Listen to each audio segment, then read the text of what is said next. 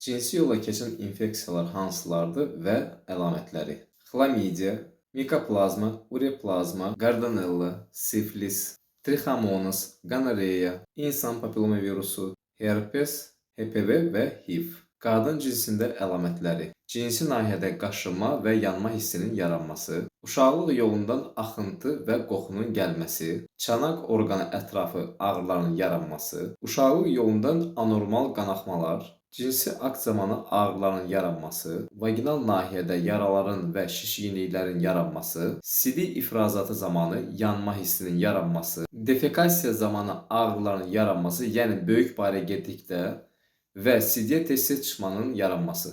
Kişilərdə isə bu əlamətlərlə özünü biruzə verir. Cinsiyyət orqanında yanma və ağrının yaranması, axıntının yaranması, cinsiyyət orqanda qaşınma, yanma və axıntıların yaranması, çanaq ətrafı ağrıların yaranması, penisdə, anusda və ağız ətrafında yaraların və şişkinliklərin yaranması, tez-tez sidyə çıxma və sidyə çıxdıqda yanma hissinin yaranması. Ona görə də çalışın, gigiyena qaydalarına riayət edin və qoruyucu ilə münasibətə girin.